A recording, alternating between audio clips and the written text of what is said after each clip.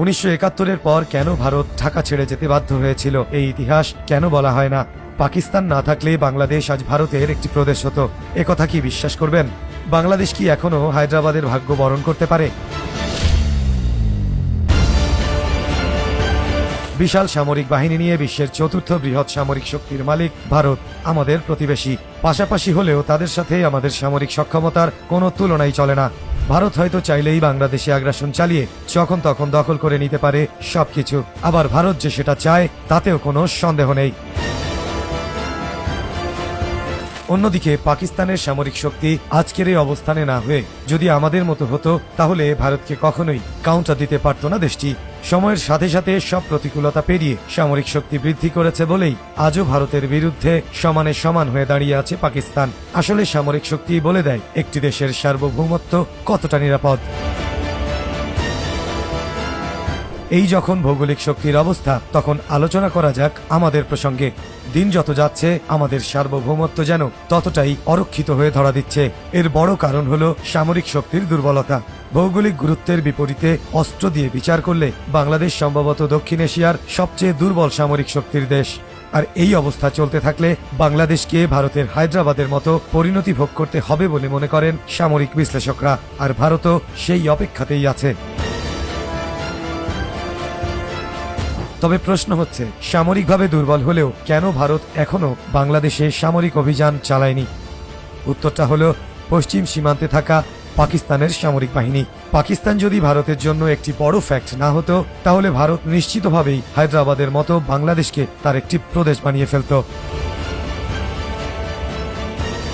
71-এ পূর্ব পাকিস্তানের মতো পশ্চিম সীমান্তেও যদি পাকিস্তান পরাজিত হতো, তাহলে ভারতীয় সেনাবাহিনী কখনোই ঢাকা ত্যাগ করত না।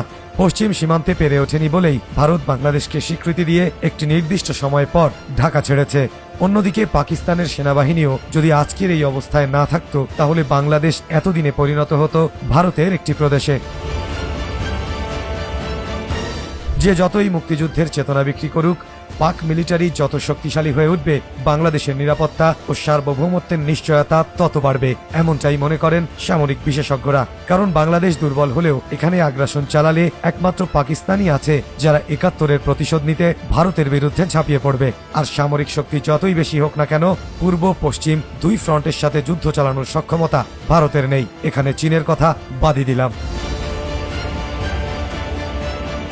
1999 সালে কার্গিল যুদ্ধের মতো 2025-এ মোদি যদি পাকিস্তানকে কোণঠাসা করতে পারত, তাহলে এতদিনে বাংলাদেশে পরবর্তী আগ্রাসন চালিয়ে ফেলত। সামরিক বিশ্লেষকরা মনে করেন ভারতের 2025-এ পাকিস্তানে আগ্রাসন চালানোর চেষ্টা করার মূল উদ্দেশ্যই ছিল আমাদের এই ভূখণ্ড। এবার ব্যর্থ হলেও যখনই ভারত পাকিস্তানকে বশ করতে পারবে, তখনই তারা নির্দ্বিধায় বাংলাদেশে আগ্রাসন চালিয়ে দেবে।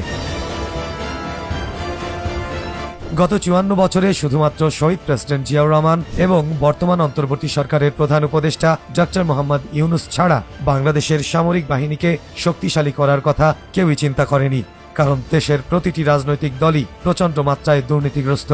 ক্ষমতা আর অর্থলোভী এই সব নেতা চরিত্রগুলো দেশ বিক্রি করেই তাদের ক্ষমতা চালায়। আর এই সুযোগ নিয়ে ভারতের গোয়েন্দারা এইসব মেরুদণ্ডহীন মানুষকে দেশের ক্ষমতায় বসায়, যাতে ধীরে ধীরে তাদের কাঙ্ক্ষিত আগ্রাসনের পথকে সুগম করা যায়। আমাদের দেশটা সক্ষমতা অর্জন করুক, ভারত তা কখনোই চায় না এবং তা হতেও দেবে না। এজন্যই এদেশে প্রেসিডেন্ট জিয়া হত্যা, পিলখানায় সেনা অফিসার হত্যা এবং ওসমান হাদির মতো দেশপ্রেমিক মানুষদের নির্মমভাবে হত্যা করা হয়। তবে বর্তমান অন্তর্বর্তী সরকারকেই সবচেয়ে বড় ভূমিকা নিয়ে যেতে হবে। ক্ষমতা ছাড়ার আগেই পাকিস্তানের সাথে সম্পূর্ণ কূটনৈতিক, রাজনৈতিক এবং সামরিক সম্পর্ক স্থাপন করে বিশ্বাসঘাতক ভারতের দুই পাশে একটি শক্তিশালী সামরিক বলয় তৈরি করতে হবে। আর এটাই বাংলাদেশের সার্বভৌমত্ব রক্ষার একমাত্র পথ।